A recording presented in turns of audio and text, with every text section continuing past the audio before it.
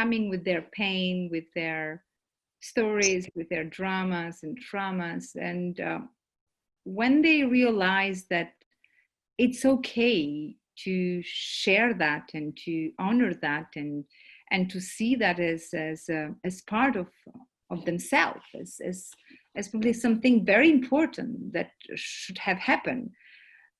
They sometimes come to me with a question, okay, I feel I'm ready to share my story now, but how much should I share? How much I can share? And I remember when we met last year in Dallas for lunch, and we shared a lot with each other. And I so learned a lot of, I mean, you know, another thing is, and when we see these celebrities, we think that, oh, their life is so easy. They're born lucky with a fortune T-shirt that always will be protected, and they're just there to enjoy the glamorous life. But in fact, it's not that way.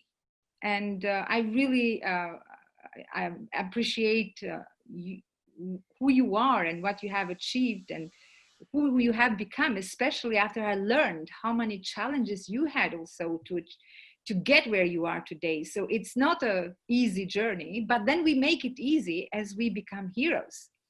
So well, how much part of our journey we can share? Well, you know, as you know, I've had a lot of challenges like many other people. One of my biggest challenges was that my older brother at 27 years old, was killed by a man that put a bomb in his car because he would not support financially a business venture. And it was very unfortunate because here we are, we lost my older brother. I had to be the one to go to the police department to identify the body. And then I had to be the one to call my parents to tell them that their oldest son had been killed. So this is, that's a very difficult thing, but let me tell you the blessing on all of that. Number one, the loss of his life made us all appreciate life more because we never know when that last day will be.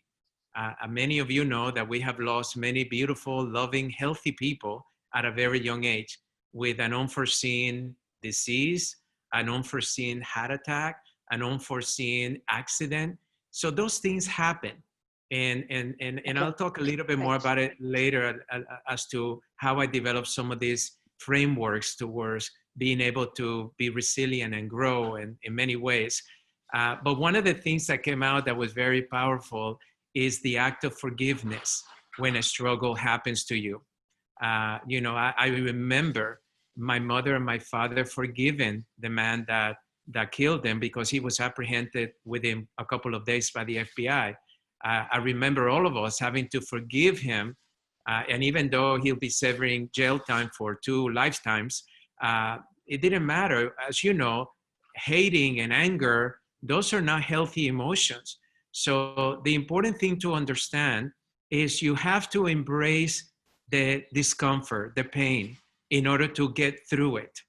But what most people do is that they say, I don't want to deal with that. I don't want to talk about that, you know, and it's not very helpful. It actually makes you even more sick. I'll share with you one story that it was a very beautiful lesson for me in my early days as a doctor.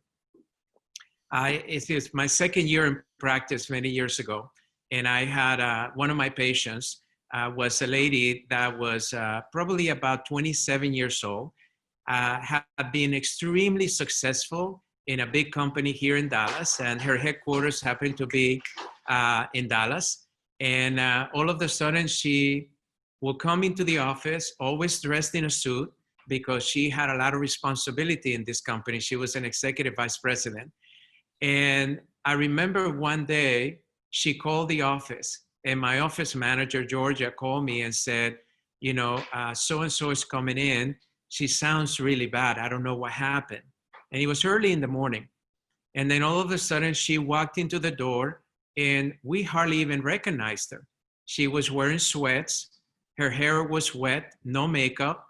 And immediately we put her in one of the rooms. And ever since I've been a doctor, I always have Kleenexes in my rooms because I have this thing that people feel very comfortable telling me things that they would not tell anybody else.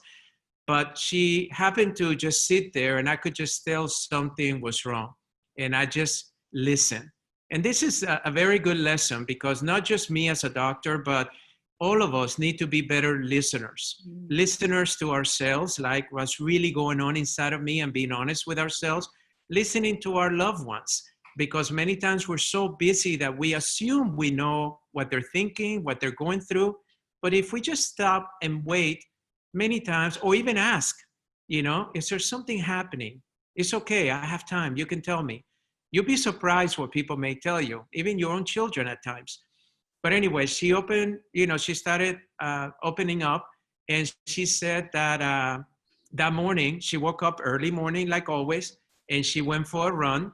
She lived by herself. And as she was running, she came back home and she was taking a shower, getting dressed before going to work. And as she was taking a shower, a man walked into the house and raped her and left. And she didn't know what to do.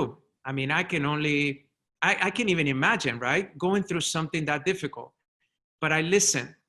And after she kept going and crying, she says, I didn't know where to go. I didn't know what to do. I knew I needed to come here.